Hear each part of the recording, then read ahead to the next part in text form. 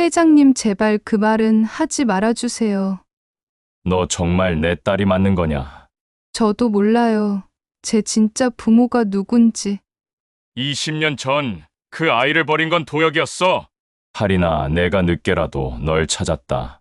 강남의 고층 빌딩에서 시작된 화려한 재벌가의 일상. 그러나 그 곁을 지키던 수행 비서가 사실은 20년 전 잃어버린 딸일지도 모른다는 충격적인 진실.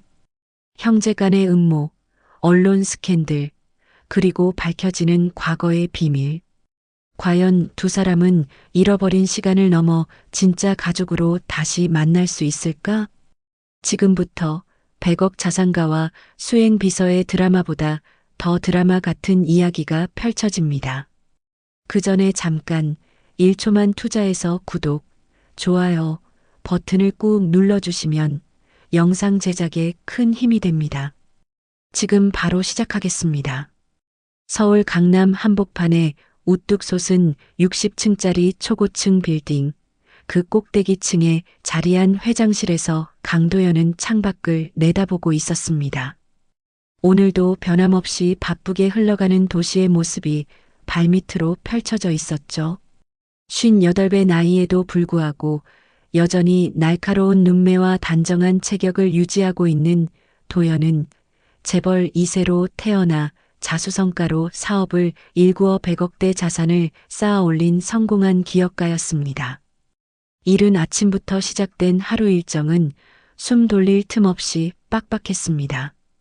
오전 8시부터 이미 세 번째 회의를 마친 상태였죠. 건설업에서 시작해 유통업, 그리고 최근에는 정보통신 분야까지 사업 영역을 확장해온 도연의 기업 제국은 하루도 쉴 수 없을 만큼 복잡하고 거대했습니다. 하지만 이 모든 성공과 부가 그에게 진정한 만족을 주지는 못했죠. 회장님, 오늘 일정 브리핑 드리겠습니다. 회장실 문이 조용히 열리며 한지수가 들어왔습니다. 32세의 지수는 도연의 수행비서로 일한 지 벌써 3년째였죠. 항상 단정한 네이비 정장 차림에 깔끔하게 묶은 머리, 그리고 빈틈없는 업무 처리로 도연의 절대적인 신뢰를 받고 있었습니다. 지수가 없다면 도연의 하루 일정은 제대로 돌아가지 않을 정도였죠. 그녀는 단순히 일정을 관리하는 것을 넘어서 도연의 모든 비즈니스 파트너들과의 관계까지도 세심하게 챙기고 있었습니다. 오전 10시에 동남아 진출 관련 임원진 회의가 있습니다. 베트남 현지 파트너사 대표도 화상으로 참석할 예정이고요. 오후 2시에는 신규 투자건에 대한 보고를 받으실 예정입니다. 특히 인공지능 스타트업 투자건은 꼼꼼히 검토해 보셔야 할 것 같습니다.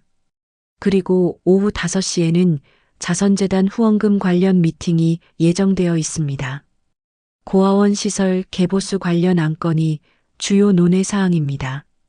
도연은 고개를 끄덕였습니다. 지수의 목소리는 언제나 차분하고 정확했죠.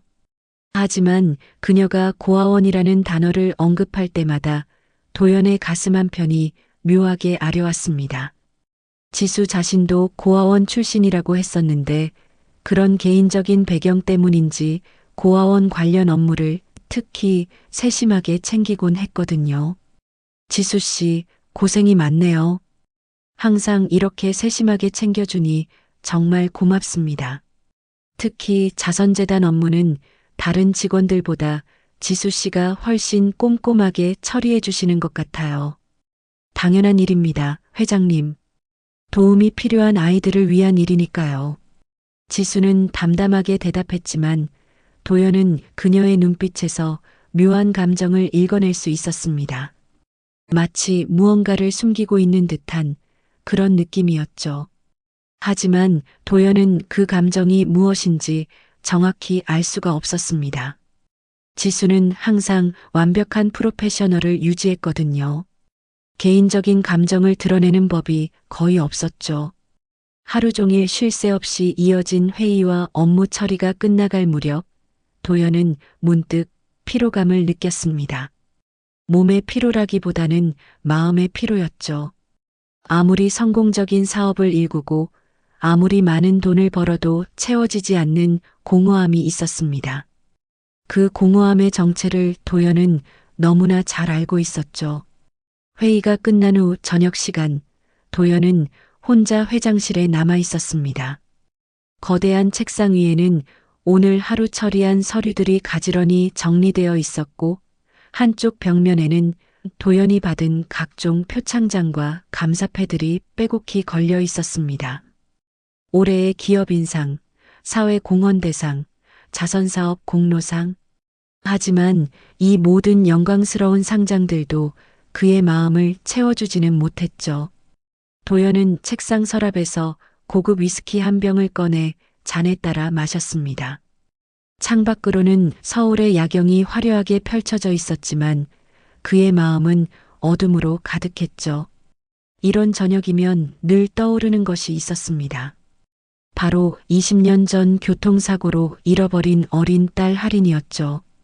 돈으로 다 살 수 있다더니 왜 너만은 못 찾겠냐, 내 딸아. 도연의 혼잣말이 적막한 회장실에 울려 퍼졌습니다. 할인이는 당시 8살이었죠. 아내와 함께 경기도로 나들이를 갔다가 교통사고를 당했는데 아내는 현장에서 숨졌고 할인이는 실종되었습니다. 경찰과 수많은 사설 탐정들을 동원해 찾았지만 마치 연기처럼 사라져버린 듯 어떤 단서도 찾을 수 없었죠. 20년이 지난 지금도 도연은 매달 사설 탐정 사무소에 거액의 수수료를 지불하며 딸을 찾고 있었습니다. 벽에 걸린 가족 사진을 바라보며 도연은 또 한 모금의 위스키를 마셨습니다. 사진 속 어린 할인이는 해맑게 웃고 있었죠. 큰 눈과 환한 미소, 그리고 특유의 밝은 표정. 도연은 그 모습을 매일 보면서도 시간이 지날수록 딸의 얼굴이 기억에서 흐려져가는 것이 두려웠습니다. 그때 문이 조용히 열리며 지수가 들어왔습니다. 회장님, 내일 일정표를 가져왔습니다. 그런데 괜찮으십니까?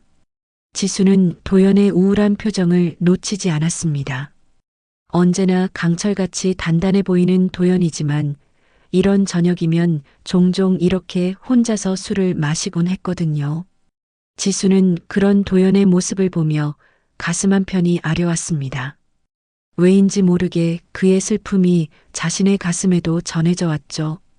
지수 씨도 늦었는데 일찍 들어가세요. 내일도 바쁠 텐데요. 네, 그럼 먼저 들어가겠습니다. 몸조리 잘하십시오. 지수가 나가려는 순간 도연이 불렀습니다. 잠깐, 지수 씨. 네. 혹시 가족이 있나요? 부모님이나 형제자매 말입니다.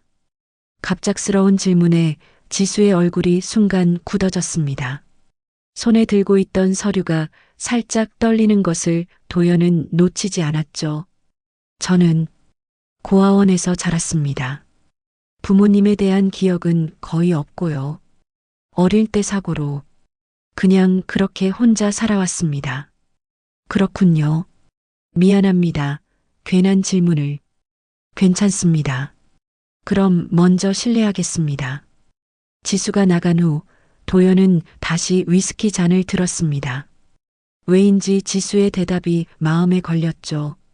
고아원에서 자랐다는 말, 그리고 사고로 부모를 잃었다는 말이 묘하게 마음을 흔들어 놓았습니다. 할인이도 만약 살아있다면 지금쯤 지수 정도의 나이가 되었을 텐데, 그리고 지수의 나이도 할인이와 비슷했죠. 한편 지수는 엘리베이터 안에서 가슴이 두근거리고 있었습니다. 도연의 질문이 너무나 예상치 못한 것이어서 당황했거든요. 사실 지수에게는 도연이 모르는 비밀이 있었습니다. 어릴 적 고아원에서 들은 이야기들, 그리고 몇 년 전부터 수집하기 시작한 자료들. 하지만 아직은 확신할 수 없었죠.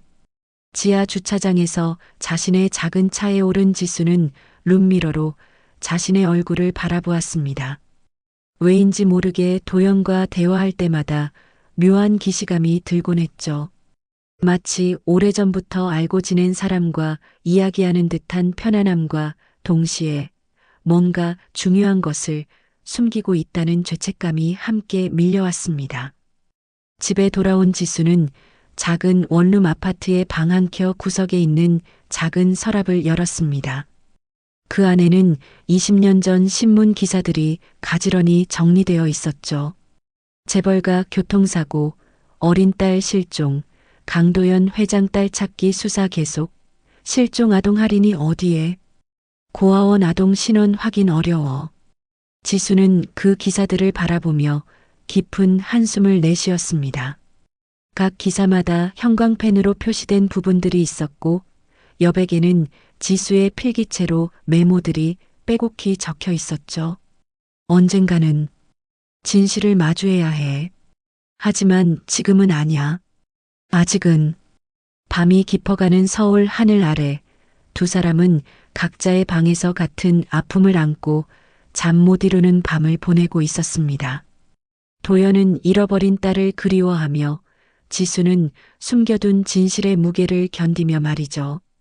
운명의 실이 서서히 얽혀가고 있었지만 아직 두 사람 모두 그 사실을 알지 못했습니다. 며칠이 지난 어느 날 오후 도연은 평소와 다름없이 각종 보고서들을 검토하고 있었습니다. 그런데 그날따라 유독 눈에 띄는 서류가 하나 있었죠. 바로 회사에서 후원하고 있는 여러 고아원들의 연간 보고서였습니다. 도연은 매년 상당한 금액을 고아원들에 기부하고 있었는데 이는 단순한 사회 공헌 차원을 넘어서 개인적인 의미가 담겨 있었죠. 혹시라도 자신의 딸 하린이가 어딘가의 고아원에서 자라고 있을지도 모른다는 희망 때문이었습니다. 이상하네. 이 보고서는 왜 이렇게 자세하지? 도연의 눈길을 사로잡은 것은 사랑이 집 고아원 보고서였습니다. 다른 고아원들의 보고서는 대부분 간략한 현황과 후원금 사용 내역 정도만 기재되어 있었는데 이 고아원의 보고서는 유독 상세했죠. 특히 지난 20년간 이 고아원에 입소한 아이들의 기록이 매우 세밀하게 정리되어 있었습니다. 보고서를 넘기던 도연의 손이 갑자기 멈췄습니다. 2003년도 입소 아동 명단에서 한 이름이 눈에 들어왔죠. 한지수 마이너스 추정 나이 11세, 교통사고로 인한 고아, 기억상실 증세로 과거 기억 없음. 도연의 심장이 빠르게 뛰기 시작했습니다. 2003년. 그때가 할인이 사고 난 지 3년 후네. 도연은 더 자세히 들여다보았습니다. 보고서에 첨부된 작은 흑백 사진 한 장이 있었는데 11살 정도로 보이는 여자아이의 모습이 담겨 있었죠. 사진이 작고 흐릿해서 정확히 알아보기는 어려웠지만 도연은 그 아이의 눈매에서 묘한 기시감을 느꼈습니다. 지수 씨를 불러보세요. 도연이 내선 전화를 걸자 곧 지수가 들어왔습니다. 네, 회장님. 부르셨습니까? 지수 씨 혹시 어릴 적 기억이 있나요? 정말 하나도 없나요? 갑작스러운 질문에 지수는 당황했습니다. 며칠 전에도 비슷한 질문을 받았는데 왜 또 이런 이야기를 하는 걸까요? 어릴 적 기억이 뚜렷하진 않습니다. 고아원에서 자라면서 그냥 그렇게 살아왔어요. 왜 갑자기 그런 질문을? 도연은 지수의 표정을 유심히 관찰했습니다. 그녀가 말할 때마다 미묘하게 시선을 피하는 것 같았고 손가락을 꼼지락거리는 습관도 눈에 띄었죠. 이는 지수가 무언가를 숨기거나 거짓말을 할 때 나타나는 버릇이었습니다. 3년간 함께 일하면서 도연이 파악한 지수만의 특징이었죠. 혹시 사랑이 집 고아원이라고 들어본 적 있나요? 이 질문에 지수의 얼굴이 순간 하얗게 변했습니다. 그녀는 애써 평정심을 유지하려 했지만 도연의 날카로운 시선을 피할 수는 없었죠. 사랑이 집 고아원이요? 왜 그런 걸 물어보시는 거죠? 그냥 회사에서 후원하는 고아원 중 하나라서요. 혹시 그곳 출신인가 해서 지수는 잠시 침묵했습니다. 그리고 조심스럽게 입을 열었죠. 네, 맞습니다. 저 그곳 출신이에요. 하지만 어릴 적 일이라 기억이 별로 없어서 도연의 심장이 더욱 빠르게 뛰었습니다. 이제 확신에 가까워졌죠. 지수의 나이, 출신, 고아원, 그리고 입소 시기까지 모든 것이 일치했습니다. 하지만 아직 확신할 수는 없었죠. 좀 더 신중하게 접근해야 했습니다. 그렇군요. 혹시 어떤 계기로 그 고아원에 가게 되었는지 기억나나요? 교통사고. 부모님이 교통사고로 돌아가셔서 지수의 목소리가 떨렸습니다. 이 대화가 진행될수록 그녀는 점점 불편해하는 것 같았죠. 하지만 도연은 멈출 수 없었습니다. 20년 동안 찾아 헤맨 딸의 단서를 발견했을지도 모르는 상황에서 말이죠. 사고가 언제 일어났는지 기억하나요? 정확히는 잘 모르겠어요. 어릴 적 일이라. 지수는 점점 더 당황하고 있었습니다. 도연의 질문들이 너무나 구체적이고 집요해서 뭔가 의도가 있다는 것을 느낄 수 있었죠. 그리고 사실 지수 자신도 이런 질문들에 대해 명확한 답을 줄 수 없었습니다. 어릴 적 기억은 정말로 흐릿했거든요. 도연은 책상 위에 보고서를 가리켰습니다. 이 보고서를 보니까 2003년에 지수 씨와 같은 이름의 아이가 사랑이 집에 입소했다고 되어 있네요. 혹시 이 아이가... 회장님, 지수가 도연의 말을 끊었습니다. 그녀의 목소리에는 긴장감이 가득했죠. 죄송하지만 왜 갑자기 제 과거에 대해 이렇게 자세히 물어보시는 건가요? 혹시 제가 뭔가 잘못한 일이라도... 아니에요. 전혀 그런 게 아닙니다. 도연은 서둘러 해명했습니다. 지수가 오해할까봐 걱정되었거든요. 그냥 우연의 일치인 것 같아서요. 혹시 제가 후원하고 있는 고아원 출신이라니. 하지만 지수는 도연의 설명을 온전히 믿을 수 없었습니다. 그의 눈빛에서 뭔가 더 깊은 의도를 읽을 수 있었거든요. 마치 자신에게서 특별한 무언가를 찾고 있는 듯한 시선이었죠. 혹시 더 궁금한 게 있으시면 언제든 말씀해 주세요. 하지만 제 기억은 정말 별로 없어서 도움이 될지 모르겠네요. 지수가 나간 후 도연은 혼자 남아 보고서를 다시 들여다보았습니다. 사진 속 아이의 모습을 확대경으로 자세히 살펴보니 지수와 닮은 점이 더욱 눈에 띄었죠. 특히 눈매와 코 라인이 매우 유사했습니다. 도연은 서랍에서 하린이의 어릴 적 사진을 꺼내 비교해 보았습니다. 8살 하린이와 11살 추정 지수의 모습. 시간의 차이를 감안하면 충분히 같은 사람일 가능성이 있었죠.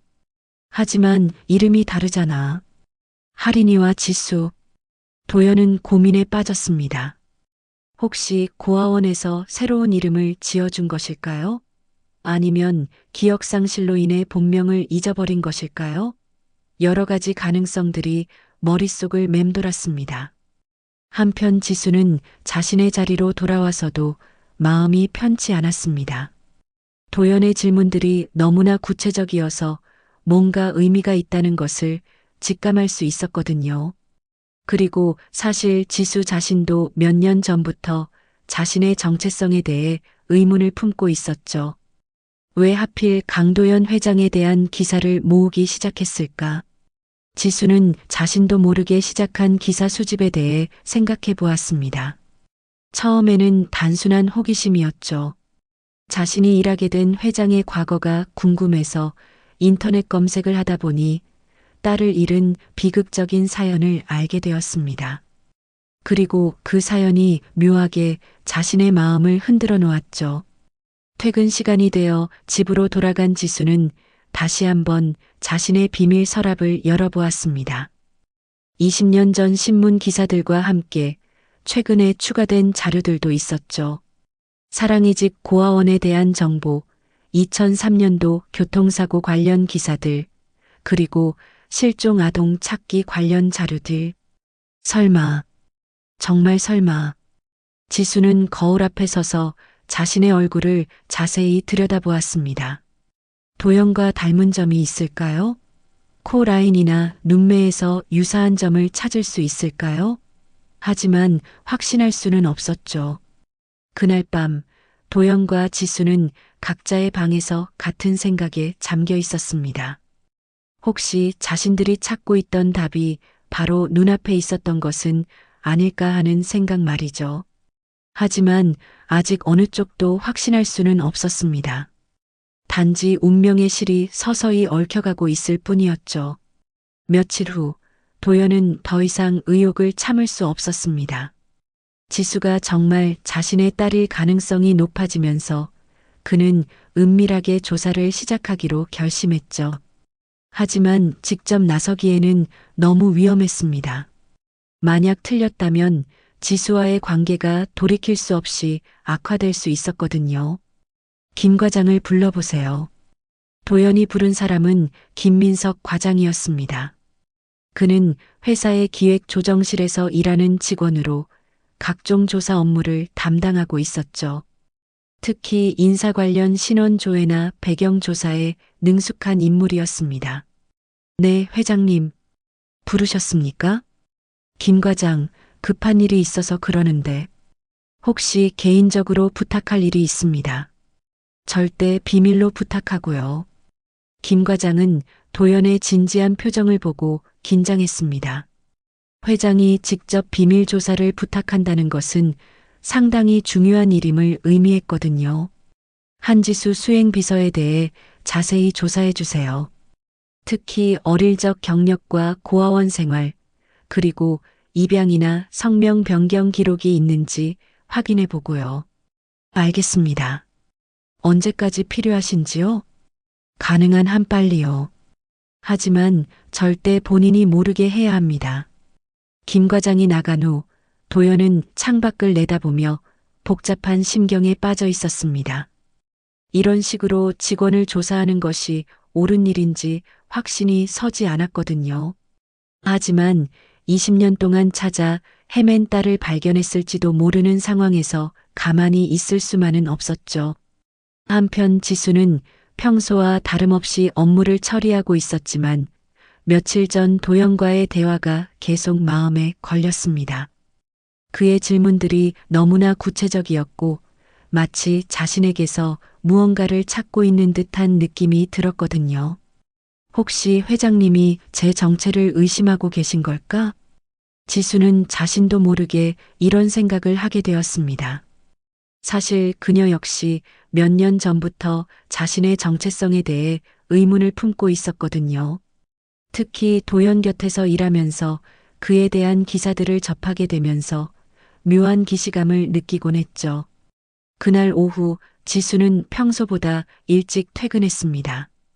도연이 외부 미팅으로 자리를 비운 사이 회사에서 나와 직행한 곳은 바로 사랑이 집 고아원이었죠. 20년 만에 찾는 곳이었습니다. 고아원은 예전보다 훨씬 깔끔하게 단장되어 있었습니다. 도연의 후원으로 시설 개보수가 이루어진 덕분이었죠. 지수는 낯선 듯 익숙한 그 공간을 둘러보며 어릴 적 기억을 되살려보려 했습니다. 지수야? 정말 지수구나. 뒤에서 들려온 목소리에 지수가 돌아보니 고아원 원장 선생님이 반갑게 다가오고 있었습니다. 박영숙 원장은 지수가 고아원에 있을 때부터 지금까지 줄곧 이곳을 지키고 있는 분이었죠. 선생님, 오랜만이에요. 그래, 정말 오랜만이다. 얼마나 예뻐졌니? 그런데 갑자기 왜 찾아왔어? 지수는 잠시 망설이다가 조심스럽게 입을 열었습니다. 선생님, 제가 여기 오게 된 경위에 대해 좀 더 자세히 알고 싶어서요. 어릴 적 기억이 너무 흐릿해서. 박 원장의 표정이 순간 어두워졌습니다. 그녀는 지수를 조용한 사무실로 데려가 앉게 했죠. 지수야, 사실 내 이야기는 좀 복잡해. 내가 여기 온 건 단순한 교통사고 때문이 아니었어. 무슨 말씀이세요? 너는 원래 이름이 지수가 아니었단다. 강아린. 그게 내 본명이었어. 지수의 얼굴이 하얗게 변했습니다. 강아린. 그 이름이 왜 이렇게 익숙하게 들리는 걸까요? 그럼 제 아버지는 강도현이야. 지금 내가 일하고 있는 그 회장 말이다.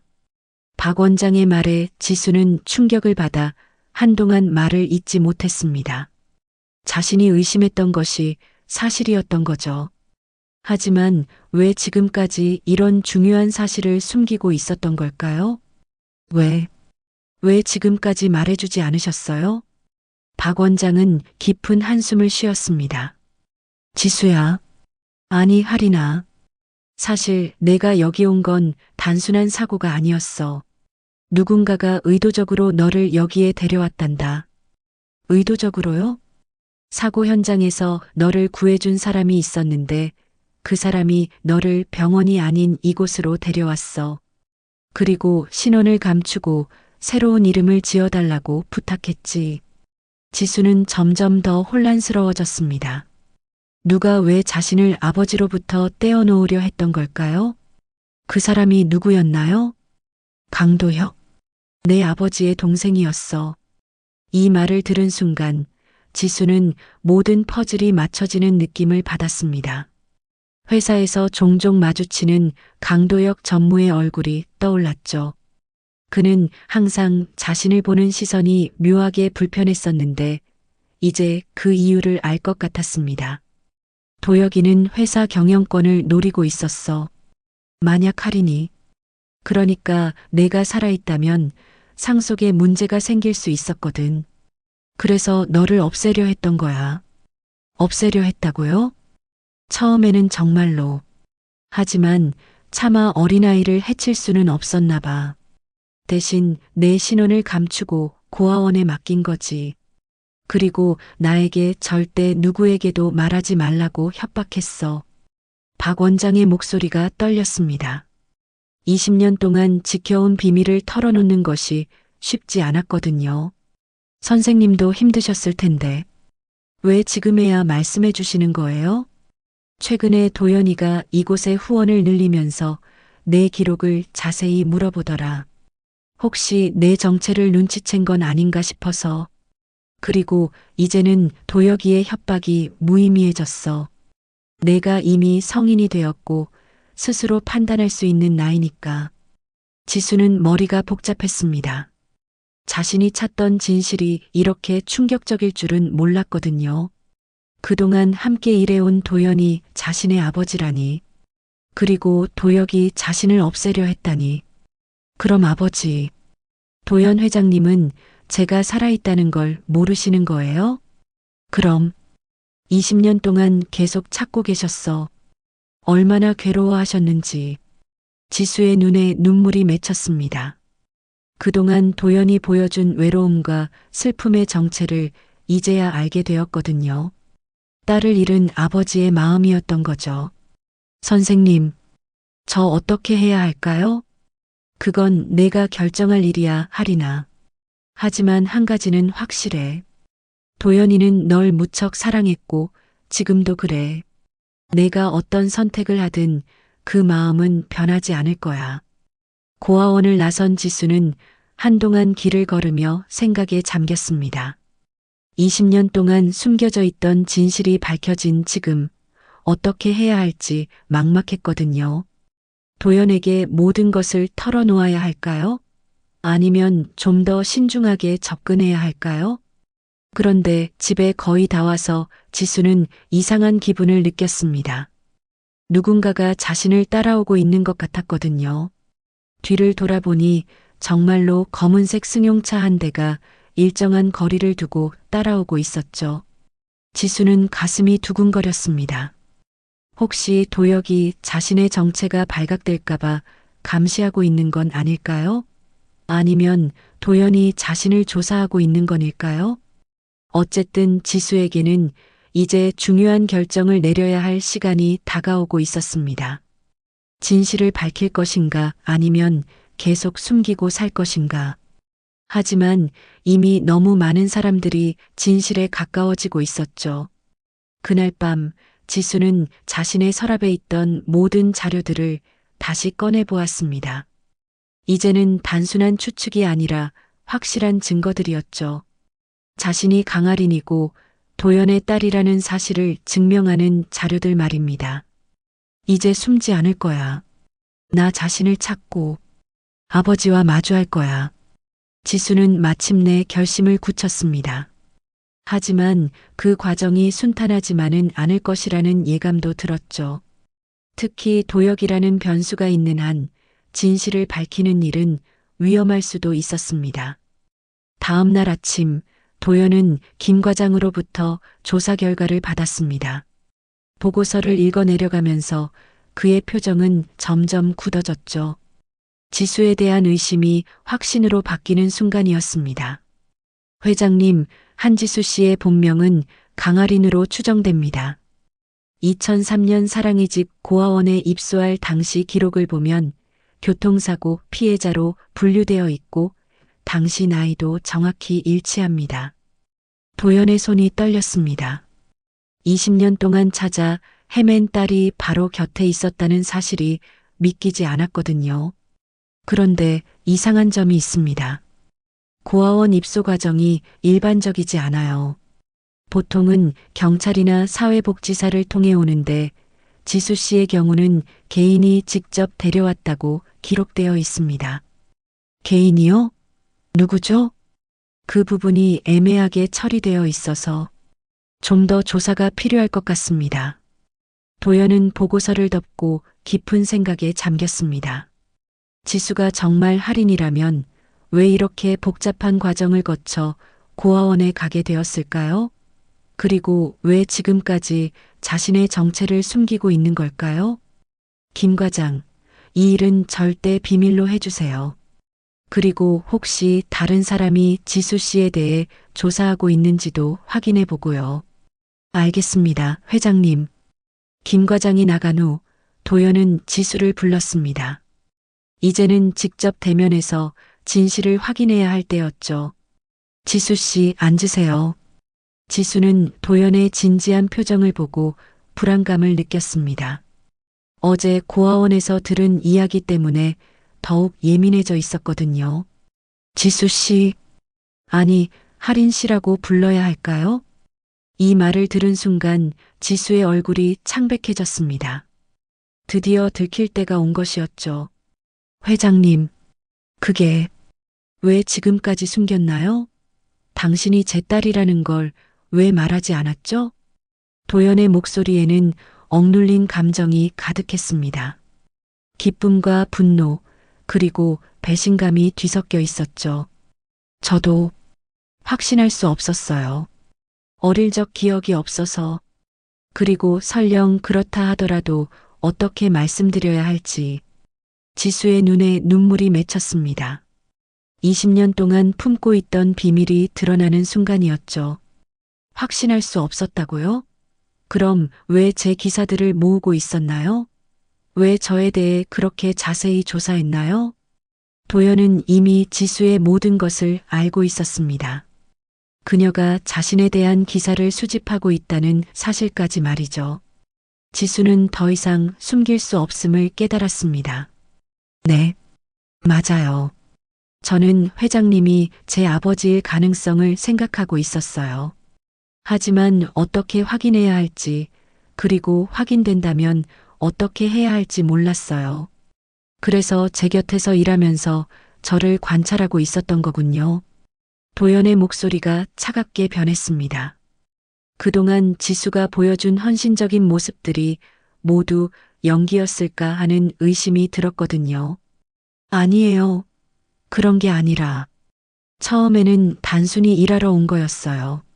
하지만 회장님과 함께 일하면서 점점 더 확신이 들기 시작했고, 그럼 언제부터 알았나요? 언제부터 저를 속이고 있었던 거죠? 도연의 추궁에 지수는 울음을 터뜨렸습니다. 속인 게 아니에요. 저도 혼란스러웠어요. 만약 제가 정말 회장님의 딸이라면 왜 이렇게 오랫동안 떨어져 있어야 했는지, 왜 저는 기억을 잃었는지. 그럼 이제라도 말해보세요. 당신이 알고 있는 모든 것을. 지수는 어제 고아원에서 들은 이야기를 털어놓기 시작했습니다. 강도혁이 자신을 고아원에 맡겼다는 사실, 그리고 의도적으로 신원을 감췄다는 이야기까지 모두 말이죠. 도연은 지수의 이야기를 들으면서 점점 더 분노가 치밀어 올랐습니다. 하지만 그 분노는 지수를 향한 것이 아니라 자신의 동생 도혁을 향한 것이었죠. 도혁이가, 정말 도혁이가 그런 짓을. 회장님, 저는 정말 몰랐어요. 어제 고아원 원장님께서 말씀해 주시기 전까지는. 그때 갑자기 회장실 문이 열리며 강도혁이 들어왔습니다. 마치 이 대화를 엿듣고 있었던 것처럼 절묘한 타이밍이었죠. 형, 무슨 일로 이렇게 심각하게 대화를. 도혁은 지수의 눈물을 보고 상황을 대략 파악했습니다. 드디어 진실이 밝혀진 것 같았죠. 도혁아, 너 정말 그랬냐? 도연의 목소리는 분노로 떨리고 있었습니다. 형, 무슨 말씀이세요? 할인이를 고아원에 버린 게 너였냐고. 도혁의 표정이 순간 굳어졌습니다. 하지만 곧 태연한 척하며 대답했죠. 형, 지금 무슨 말씀을 하시는 거예요? 이 여자가 뭐라고 했는지 모르겠지만. 이 여자라니. 할인이야, 내 딸이라고. 형, 정신 차리세요. 딸을 잃은 슬픔 때문에 아무나 딸로 보이는 거 아닙니까?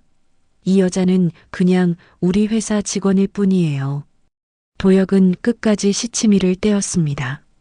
하지만 그의 눈빛에서 지수는 위협적인 기운을 느낄 수 있었죠. 증거가 있어요. 지수가 조용히 말했습니다. 박영숙 원장님께서 모든 걸 기억하고 계세요. 전무님이 저를 데려오신 날 어떤 말씀을 하셨는지도 모두요. 도혁의 얼굴이 일그러졌습니다. 그 늙은 여자가 헛소리를. 도혁아. 도연이 책상을 치며 일어났습니다. 정말 내가 그랬구나. 내 딸을, 8살짜리 아이를 어떻게. 형, 저는 회사를 위해서 한 일이에요. 만약 그 아이가 살아있다면 경영권에 문제가 생길 수 있잖아요. 도혁이 마침내 본색을 드러냈습니다. 경영권? 경영권이 내 딸보다 중요하다고? 형은 너무 감정적이에요. 사업은 냉정해야 하는 거잖아요. 이 말을 들은 도연은 더 이상 참을 수 없었습니다. 그는 도혁의 멱살을 잡고 흔들었죠. 너 이놈아, 내 딸을, 내 할인이를. 지수는 이 모습을 보며 가슴이 아팠습니다. 20년 동안 딸을 그리워했던 아버지의 심정을 이제야 온전히 이해할 수 있었거든요. 그만하세요, 둘 다. 지수가 소리쳤습니다. 이제 와서 싸운다고 지나간 시간이 돌아오나요? 중요한 건 앞으로예요. 도혁은 지수를 노려보며 말했습니다. 너는 조용히 있어. 이 모든 게 내 때문이야. 도혁아, 그만해. 도연이 도혁을 밀어냈습니다. 지금 당장 이 회사에서 나가. 그리고 다시는 내 앞에 나타나지 마. 형, 정말 그럴 거예요? 저 여자 하나 때문에 형제간의 정을 버리시겠다고요? 형제간의 정? 내 딸을 빼앗은 놈에게 무슨 정이 있어? 도혁은 마지막으로 지수를 향해 위협적인 시선을 보낸 후 회장실을 나갔습니다. 그의 표정에서 지수는 앞으로 일어날 일들이 순탄하지 않을 것임을 직감했죠. 회장실에 남은 도영과 지수는 한동안 말없이 서 있었습니다. 20년 만에 다시 만난 아버지와 딸이었지만 어떻게 감정을 표현해야 할지 막막했거든요. 할인아. 도연이 조심스럽게 지수의 이름을 불렀습니다. 네, 아버지. 이 짧은 대화에 두 사람 모두 눈물을 흘렸습니다. 20년의 공백이 한순간에 메워지는 것은 아니었지만 적어도 진실이 밝혀진 것만으로도 다행이었죠. 하지만 도혁의 위협적인 모습을 본 지수는 불안했습니다. 그가 순순히 물러날 사람이 아니라는 것을 알고 있었거든요. 앞으로 더 큰 시련이 기다리고 있을지도 모른다는 예감이 들었죠. 며칠 후 도혁의 복수가 시작되었습니다. 그는 회사에서 쫓겨난 후 조용히 있을 사람이 아니었거든요. 20년 동안 숨겨두었던 비밀이 밝혀진 이상, 이제는 모든 것을 걸고 마지막 승부를 벌일 작정이었죠.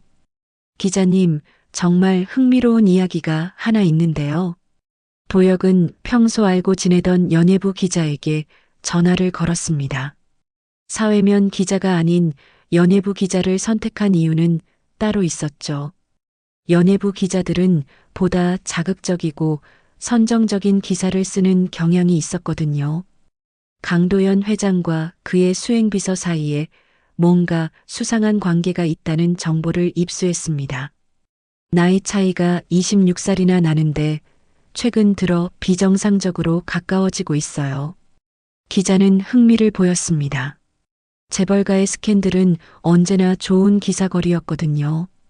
더 구체적인 증거가 있나요? 물론이죠.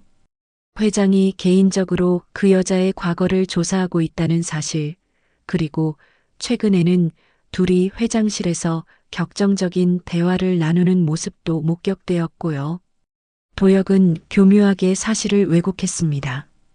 도연이 지수를 조사한 것도 둘이 감정적으로 대화한 것도 모두 사실이었지만 그 맥락을 완전히 다르게 포장한 거죠. 게다가 그 여자의 신분도 의심스러워요. 고아원 출신이라고 하는데 정확한 신원을 확인하기 어렵거든요. 혹시 신분 세탁을 한 게 아닐까 의심됩니다. 며칠 후 각종 온라인 매체와 가십 잡지들의 도연과 지수에 관한 기사들이 쏟아져 나오기 시작했습니다. 재벌 회장의 은밀한 연애, 수행 비서와의 스캔들, 나이 차이 26세, 강도연 회장과 비서의 불륜설, 의문의 신분, 고아원 출신 비서의 정체는? 기사들은 점점 더 자극적으로 변해갔습니다. 인터넷 댓글들도 악의적인 추측들로 가득했죠. 역시 돈 많은 늙은이들은 다 그래. 젊은 여자한테 빠져서 정신 못 차리는구나. 비서가 회장 유혹해서 재산 노리는 거 아니야? 지수는 이런 기사들을 보며 절망했습니다. 겨우 아버지를 찾았는데 이번에는 이런 오해를 받게 되다니 너무 괴로웠거든요. 회장님, 저 때문에 이런 일이. 지수야, 신경 쓰지 마. 곧 해결될 거야. 도연도 분노했지만 지수 앞에서는 침착함을 유지하려 했습니다. 하지만 속으로는 도혁에 대한 분노가 치밀어 오르고 있었죠. 그런데 며칠 후 상황은 더욱 악화되었습니다. 이번에는 지수의 신분에 대한 더욱 구체적인 의혹이 제기되었거든요. 강도연 회장 비서, 신분 세탁 의혹 급부상, 사랑이직 고아원 기록 조작 가능성, 실제로는 다른 사람인데 서류상으로만 한지수. 도혁은 고아원 기록까지 조작해서 지수의 신분을 의심스럽게 만들었습니다. 박영숙 원장에게 압력을 가해 기록을 수정하게 한 거죠. 원장님, 20년 전 일을 누가 정확히 기억하겠어요? 혹시 기억이 틀릴 수도 있는 거 아닌가요? 하지만 분명히 원장님도 아시잖아요. 고아원 운영이 얼마나 어려운지, 후원금이 끊어지면 아이들이 어떻게 되는지. 박 원장은 도혁의 위협에 굴복할 수밖에 없었습니다. 아이들을 위해서라도 고아원을 지켜야 했거든요. 결국 언론에 공개된 고아원 기록에는 지수의 입소 경위가 모호하게 처리되어 있었습니다. 그리고 도혁이 개입했다는 증거는 찾을 수 없게 되었죠. 이봐요, 기자님. 제가 얻은 추가 정보에 따르면 그 여자는 아예 다른 사람일 가능성이 높아요. 진짜 한지수는 몇 년 전에 사망했고 누군가가 그 신분을 도용한 것 같습니다. 도혁의 거짓말은 점점 더 정교해졌습니다. 그는 심지어 가짜 증인까지 동원했죠. 저는 몇 년 전에 한지수라는 여자를 알고 있었는데 분명 죽었다고 들었거든요. 그런데 지금 강 회장 곁에 있는 여자는 그 사람이 아니에요. 이런 증언들이 언론에 보도되면서 여론은 더욱 악화되었습니다. 지수는 신분을 도용한 사기꾼으로 몰렸고 도연은 사기꾼에게 속은 바보 취급을 받았죠. 회사 주가도 폭락하기 시작했습니다. 투자자들은 회장의 개인적인 스캔들이 경영에 악영향을 미칠 것을 우려했거든요. 회장님, 이대로 가면 회사가 위험합니다. 뭔가 대책을 세워야. 임원들도 불안해하기 시작했습니다. 일부는 도연에게 지수와의 관계를 정리하라고 압박했죠. 회장님, 그 비서를 해고하시는 게 어떨까요? 지금 상황에서는 안 됩니다. 도연이 단호하게 거부했습니다. 지수는 제 딸입니다. 그 누구도 우리를 갈라놓을 수 없어요. 하지만 임원들은 도연의 말을 믿지 않았습니다.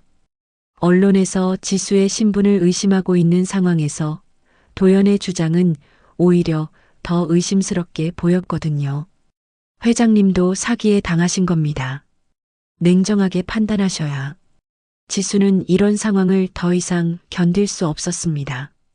자신 때문에 도연과 회사가 위기에 빠지는 것을 보고 있을 수만은 없었거든요.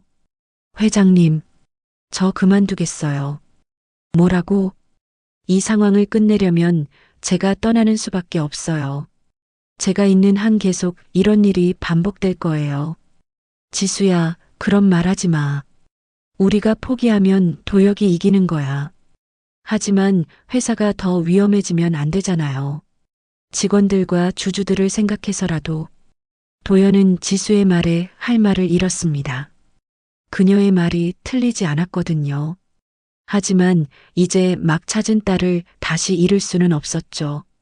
그날 저녁 도연은 혼자 회장실에서 술을 마시며 괴로워했습니다.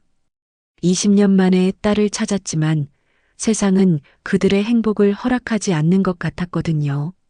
말해. 넌 도대체 누구야? 도연이 분노를 참지 못하고 지수에게 소리쳤습니다. 물론 지수가 자신의 딸이라는 것을 알고 있었지만 이 모든 상황에 대한 분노가 폭발한 거죠. 저도 몰라요.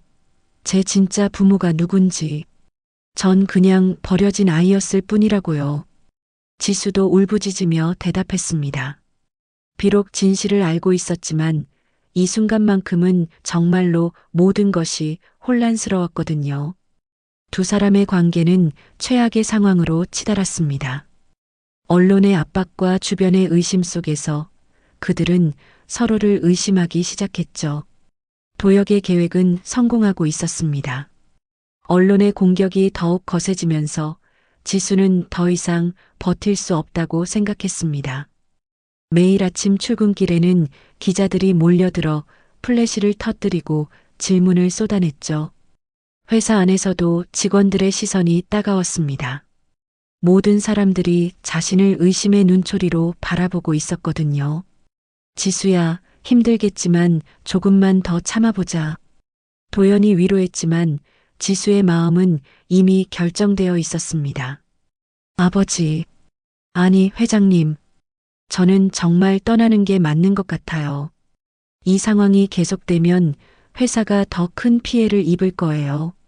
지수야, 우리가 포기하면 안 돼. 도역이 원하는 게 바로 그거야. 하지만 지수의 결심은 흔들리지 않았습니다. 그녀는 조용히 사표를 작성하기 시작했죠. 그런데 바로 그때 도역이 마지막 카드를 꺼내들었습니다. 그는 이번에는 훨씬 더 치밀하고 악독한 계획을 세웠거든요. 기자님, 이번에는 결정적인 증거가 있어요. 도역은 한 주요 일간지 기자와 만났습니다. 이번에는 단순한 가십이 아니라 사회면 머리 기사감으로 만들 작정이었죠.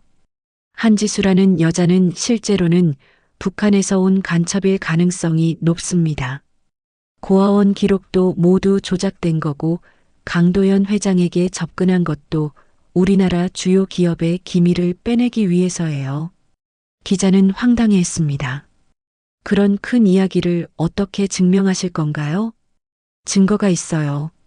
그 여자가 몰래 회사 기밀 자료들을 복사하고 있었다는 목격자도 있고요.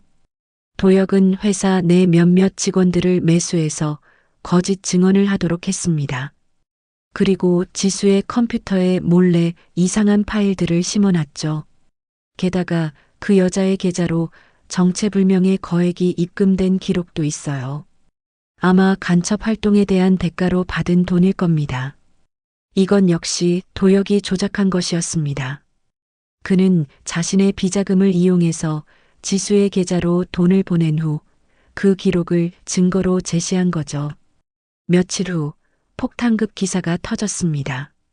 강도연 회장 수행비서, 북한 간첩 의혹, 회사 기밀 유출, 국가보안의 위험, 위장 고하, 완벽한 신분 세탁으로 국내 침투.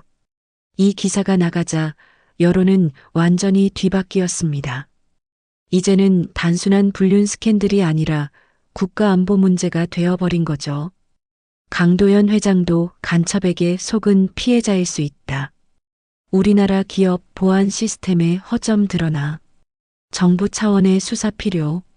지수는 이 기사들을 보고 경악했습니다. 자신이 간첩이라니 이런 황당한 누명을 어떻게 벗을 수 있을까요? 회장님, 저는 정말. 지수야, 나는 믿어. 이건 분명 도혁이의 짓이야. 하지만 주변 사람들은 달랐습니다. 임원들은 물론이고 평소 지수를 좋아했던 직원들까지도 의심의 눈초리를 보내기 시작했죠. 정말 무서운 세상이네요. 간첩이 우리 회사에. 그러고 보니 그 여자 평소에 좀 이상했어요. 회장님도 참 당하셨네요. 더 심각한 것은 정부 기관에서 움직이기 시작했다는 것이었습니다. 국정원에서 조사관을 파견했고 경찰도 수사에 착수했죠. 한지수 씨, 조사 협조 요청입니다. 조사관들이 회사로 찾아왔을 때 지수는 정말로 절망했습니다. 아무리 결백을 주장해도 이미 언론에 의해 기정사실화된 상황에서는 누가 믿어줄까요? 저는 정말 간첩이 아닙니다. 저는 그냥 일단 조사를 받으셔야겠습니다. 협조해 주시길 바랍니다. 지수가 조사를 받으러 끌려가는 모습이 언론에 생중계되었습니다. 수갑을 찬 것은 아니었지만 마치 범죄자 취급을 받는 것 같았죠. 도연은 이 모든 상황을 지켜보며 분노로 몸을 떨었습니다. 도혁아, 이번에는 선을 너무 넘었어. 도연이 도혁에게 전화를 걸어 소리쳤지만 도혁은 태연했습니다. 형, 저는 아무것도 한 게 없어요. 진실이 밝혀진 것뿐이죠. 진실이라고? 내가 만들어낸 거짓말이잖아. 증거가 있는데 뭘 어쩌겠어요? 형도 이제는 현실을 받아들이세요. 도연은 도혁의 뻔뻔함에 더욱 분노했습니다. 하지만 이미 상황은 개인적인 차원을 넘어서 있었죠. 회사 이사회에서는 비상회의가 열렸습니다. 회장님, 이 상황에서는 강력한 조치가 필요합니다. 한지수 씨와의 모든 관계를 정리하셔야 해요. 회사 이미지를 생각해서라도. 주주들도 들고 일어났습니다. 주가는 연일 하한가를 기록했고 투자자들은 회사 경영진에 대한 불신을 드러냈죠. 회장 퇴진, 경영 쇄신, 투명한 수사. 회사 앞에는 시위대까지 몰려들었습니다. 도연은 사방에서 압박을 받고 있었죠. 그런 가운데 지수는 조사를 받으며 괴로워했습니다. 조사관들은 계속해서 같은 질문을 반복했죠. 언제부터 간첩 활동을 시작했습니까? 누구의 지시를 받았습니까? 어떤 정보를 빼냈습니까? 저는 간첩이 아닙니다. 저는 정말 강도연 회장의 딸이에요. 하지만 아무도 믿어주지 않았습니다. 오히려 정신이상자 취급만 받을 뿐이었죠. 며칠 후 지수는 임시로 석방되었지만 수사는 계속된다는 통보를 받았습니다. 그녀는 완전히 지쳐 있었죠. 아버지, 저는 정말 어떻게 해야 할까요? 도연도 막막했습니다. 이 모든 누명을 벗을 방법을 찾을 수 없었거든요. 지수야, 우리는 진실을 알고 있어. 언젠가는 밝혀질 거야. 하지만 지수는 더 이상 희망을 갖기 어려웠습니다. 도혁의 음모가 너무나 치밀했고 이미 여론도 완전히 돌아선 상태였거든요. 아버지, 저는 떠날게요. 이대로 있으면 아버지만 더 힘들어지실 거예요. 지수야, 그런 말 하지 마. 저는 이미 모든 걸 잃었어요. 하지만 아버지만큼은 지켜야 해요. 지수는 마침내 모든 것을 포기하기로 결심했습니다. 사랑하는 아버지를 지키기 위해서라도 자신이 사라져야 한다고 생각했거든요. 그날 밤 지수는 조용히 짐을 쌌습니다. 그리고 아버지에게 마지막 편지를 남겼죠. 아버지, 20년 만에 만났지만 다시 헤어져야 하네요. 하지만 제가 정말 아버지의 딸이라는 것만은 잊지 말아주세요. 언젠가 진실이 밝혀지는 날까지.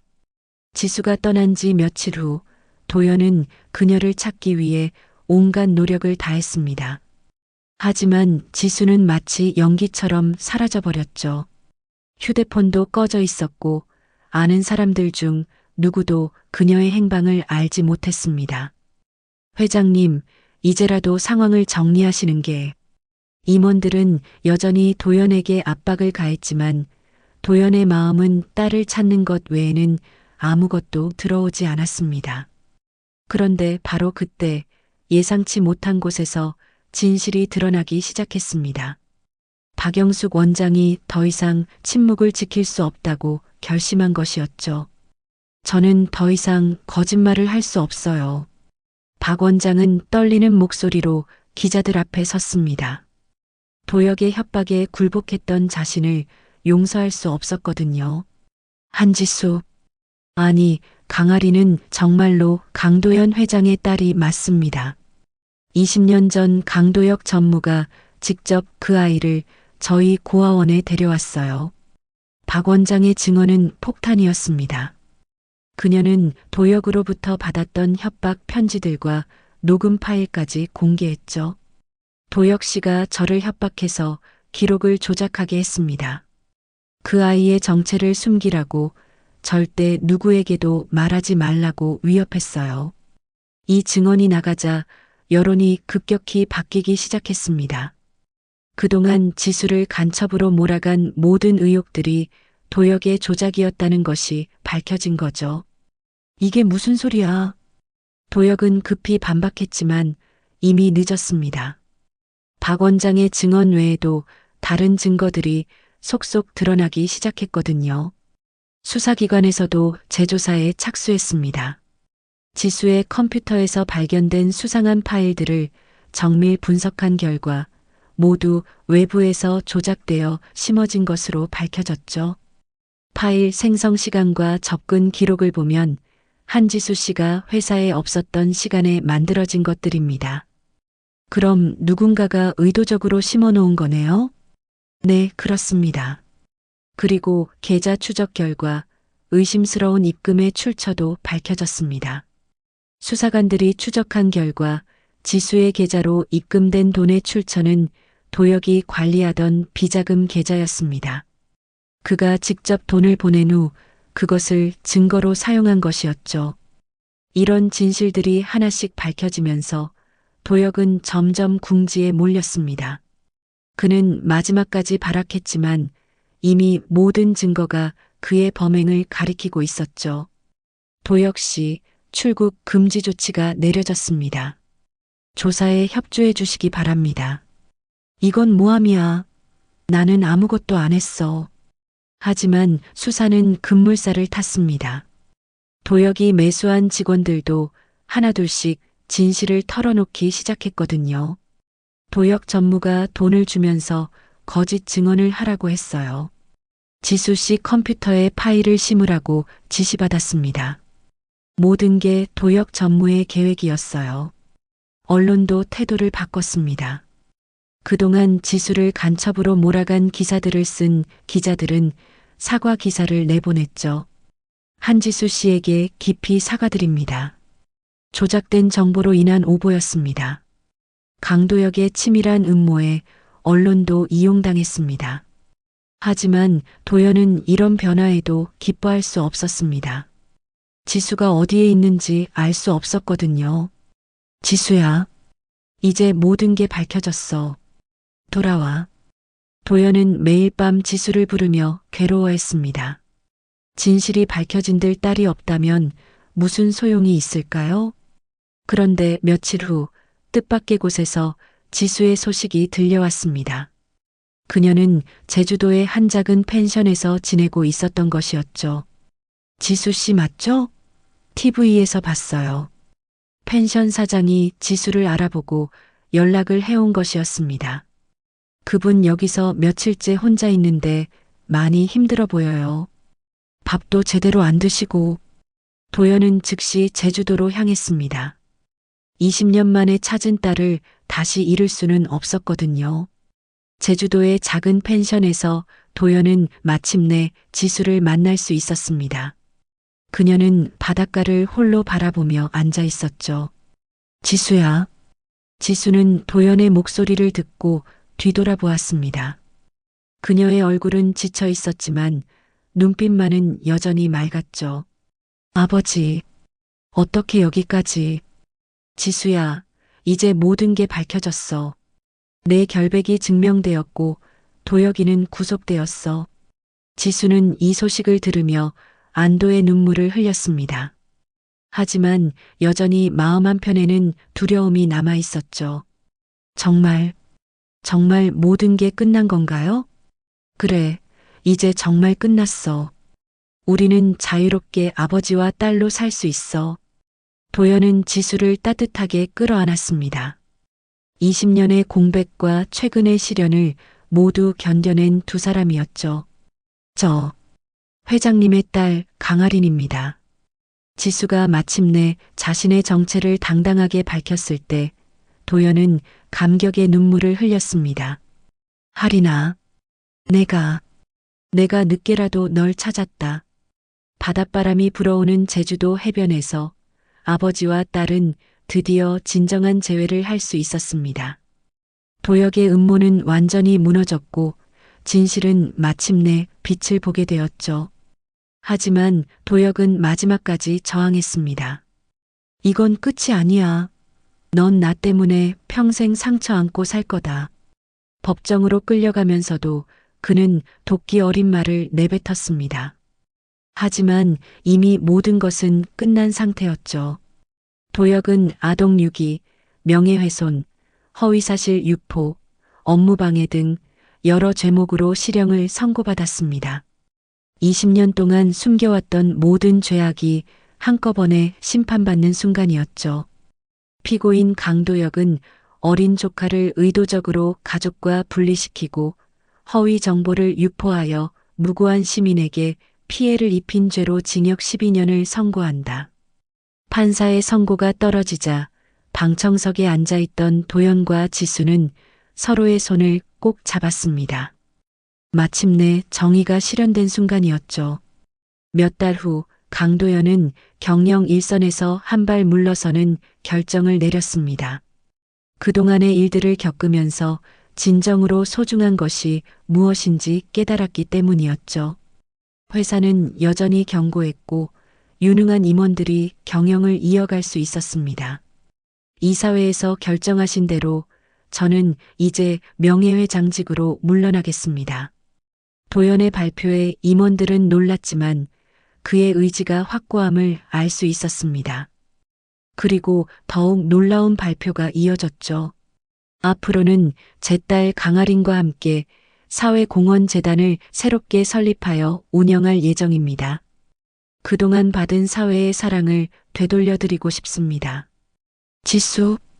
아니, 이제는 당당히 강아린이라는 본명을 되찾은 그녀는 아버지 옆에서 미소를 지었습니다. 그녀 역시 오랫동안 품어왔던 꿈이 있었거든요. 저희가 설립할 가족사랑 재단은 특히 고아원 아이들과 가족을 잃은 분들을 위한 사업에 집중할 예정입니다. 저 역시 그런 경험을 했기 때문에 같은 아픔을 겪는 분들에게 조금이라도 도움이 되고 싶습니다. 언론들은 이번에는 진심 어린 지지를 보냈습니다. 그동안의 오해와 편견을 사과하는 의미도 담겨 있었죠. 강아린 씨의 새로운 출발을 응원합니다. 진정한 가족의 의미를 보여준 감동적인 이야기. 사회공헌으로 새 인생 시작하는 분이요. 재단 설립 준비를 하면서 도연과 하린은 가장 먼저 사랑이직 고아원을 찾아갔습니다. 하린이 자랐던 곳이자 박영숙 원장이 용기를 내어 진실을 밝혀준 소중한 장소였거든요. 원장님, 그동안 정말 고생 많으셨어요. 하린이 박 원장을 꼭 안으며 말했습니다. 원장님의 눈에도 눈물이 맺혔죠. 하린아, 아니, 이제는 당당한 강하린이구나. 정말 자랑스럽다. 원장님 덕분에 아버지를 찾을 수 있었어요. 평생 감사드릴게요. 도연도 박 원장에게 깊이 고개를 숙였습니다. 원장님, 제 딸을 이렇게 훌륭하게 키워주셔서 감사합니다. 그리고 용기를 내어 진실을 밝혀주셔서 평생 잊지 않겠습니다. 제가 해야 할 일을 했을 뿐이에요. 그보다 이제 이 아이들을 더 잘 돌볼 수 있게 되어서 기뻐요. 재단의 첫 번째 사업으로 사랑이 집 고아원을 비롯한 전국의 고아원들에 대한 전면적인 지원이 결정되었습니다. 시설 개보수는 물론이고 아이들의 교육과 진로 지원까지 포괄적인 프로그램이 마련되었죠. 하린은 직접 고아원들을 돌아다니며 아이들을 만났습니다. 자신과 같은 처지에 있는 아이들에게 희망을 주고 싶었거든요. 언니, 진짜 아빠를 찾았어요? 한 8살 정도의 여자아이가 하린에게 물었습니다. 하린은 그 아이를 보며 어릴 적 자신의 모습을 떠올렸죠. 응, 언니가 포기하지 않고 기다렸더니 아빠가 나타나셨어. 너희들도 꼭 행복한 가족을 만날 수 있을 거야. 정말이요? 정말이야. 그런데 가족이 꼭 같은 피를 나눈 사람들만은 아니야. 여기 원장님이나 선생님들처럼 너희를 사랑하는 사람들도 모두 가족이란다. 하린의 말에 아이들의 얼굴이 밝아졌습니다. 괜찮아. 넌 혼자가 아니야. 하린이 아이에게 건넨 이 말은 그녀가 어릴 적 듣고 싶었던 말이기도 했습니다. 이제는 그 말을 다른 아이들에게 전해줄 수 있게 되었죠. 한편 도연도 새로운 삶에 만족하고 있었습니다. 그동안 일에만 매달려 놓쳤던 것들을 하나씩 찾아가고 있었거든요. 돈보다 소중한 걸 이제 알았습니다. 잃어버린 시간은 되찾을 수 없지만 앞으로는 함께 할 수 있으니까요. 도연이 한 언론과의 인터뷰에서 한 말이었습니다. 그의 표정에는 이전에 볼 수 없었던 평온함과 행복감이 드러나 있었죠. 재단 사무실에서 아버지와 딸은 나란히 앉아 일을 했습니다. 때로는 서로 다른 의견을 나누기도 했지만 그 모든 순간들이 소중했죠. 아버지, 이번에는 해외 고아원 지원 사업도 시작해보면 어떨까요? 좋은 생각이야, 하린아. 우리가 받은 사랑을 더 많은 곳에 나눠주자. 네, 특히 전쟁이나 재해로 가족을 잃은 아이들을 도우면 좋겠어요. 하린의 제안에 도연은 뿌듯해했습니다. 딸이 이렇게 따뜻한 마음을 가진 사람으로 자란 것이 자랑스러웠거든요. 주말이면 두 사람은 함께 등산을 하거나 바다를 보러 가곤 했습니다. 20년 동안 함께하지 못했던 시간을 조금씩 채워가고 있었죠. 아버지, 그동안 많이 외로우셨죠? 그렇긴 하지만 이제는 괜찮아. 내가 돌아왔으니까. 저도 정말 행복해요. 이런 날이 올 줄 몰랐는데. 하린아, 앞으로는 절대 떨어지지 말자. 무슨 일이 있어도 함께 이겨내는 거야. 네, 아버지. 약속드릴게요. 두 사람은 석양이 지는 바닷가에서 손을 잡고 걸었습니다. 그 모습은 진정한 가족의 사랑을 보여주는 아름다운 장면이었죠. 몇 달 후, 재단의 첫 번째 큰 행사가 열렸습니다. 전국의 고아원 아이들을 초대한 큰 축제였죠. 아이들은 오랜만에 마음껏 뛰어놀며 즐거운 시간을 보냈습니다. 하리는 무대에 올라 아이들에게 말했습니다. 여러분 모두 소중한 존재예요.